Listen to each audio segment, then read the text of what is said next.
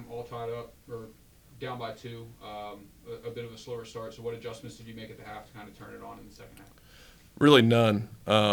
We didn't execute the game plan in the first half. So I told the guys at halftime it's not a situation that we need to really change anything other than Barton played harder than us, and we were going up not very strong to the basket. So, I mean, there wasn't any big adjustment. It was basically just do what we told you to do at the start of the game, and then we started doing that better in the second half, which helped us get the lead back.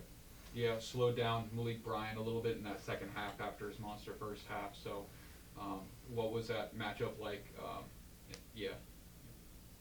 I mean, he's good. Him and Fortuny, lit us up. They kind of kicked our tails.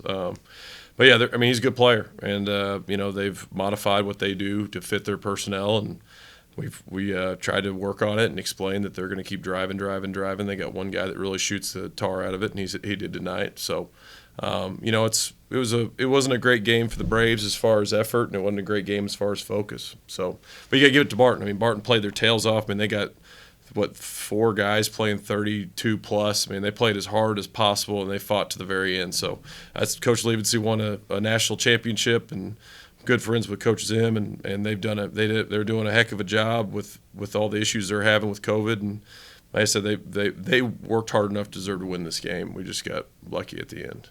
Yeah, conference win.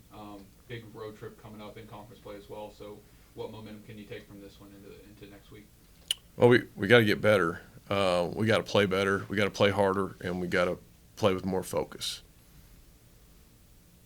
Chris, go ahead. Spencer, that first half, you were kind of the reason you guys were still in the game on the scoreboard to an extent. With I think 12 points in the first half there, and you've done that before, where you kind of take it upon yourself to provide the energy when things aren't going well.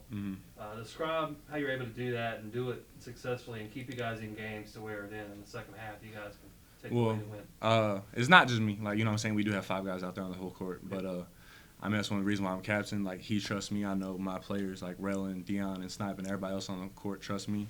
So I got to do what I have to do. Like, whether it's rebounding, whether it's scoring, whatever I'm asked to do, I just know I need to do my role and at the highest level that I can do it. Because, we can all do it at certain points, and we need to do that all the time. Like, I personally don't think that I should be having to do that all the time. I'm fine with doing it.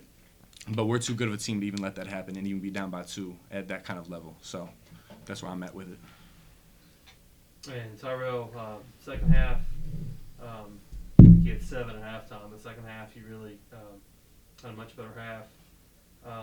What changed there in the second half for you? Nothing really. I started off slow, and it's not all about that. But my teammates found me, and I had to get some energy going because we were down. Everybody was blaming each other, but we turned it around. So I brought some energy. And for Drew, and then either player that wants to chime in on this too, this is the 3rd or 4th time you've kind of been right close at halftime, and then had a run there right out of the locker room. What allows you guys to be able to do that? And it's kind of not necessarily a pattern you want to replicate because it means you're not playing well in the first half, but at the same time, having that ability is certainly a plus. Well, we started really well at SWU. I thought that was the best start we had. I think we had them down 13-0. That was a great start, and then, we got up to 18 and they came back. So, we definitely have had a tale of two halves sometimes with this team. I don't think it should take a rah-rah halftime speech to get us back in and focus, but sometimes it's what it takes, and sometimes, we start slow, and sometimes I don't really feel like there's a pattern at this point.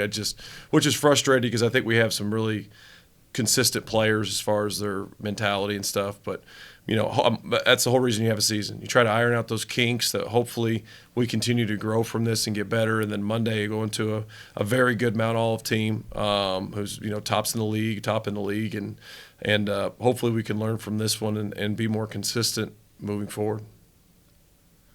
I'll tell you what I told you earlier in the year. One, like our cardio, because we work on that all the time. That's one of the reasons we can do that. And secondly, like, he does what he has to do when we get up in there. And as seniors, like, we had to have a talk where, like, we can't let this happen. Like, we know, like, even though this game we won 97-90, like, it shouldn't be like that. It shouldn't be. The first half shouldn't be at the end of the game, and we need to, like, do better in general. and get the whole team riled up. And coaching staff, us as players, and everybody just need to keep going and going. I'm glad we won, but it's an ugly one. We'll take it, but we need to do better next time. Yeah, like he said, we got a long way to go. He tried to Spencer do a good job trying to get us together and get us keeping the whole team together and stuff, and they trust us as far as that. But yeah, we got a long way to go. We got a lot of work to do. Anything else? All right. Congrats, guys. Thanks. Thank you. Appreciate it. Appreciate it.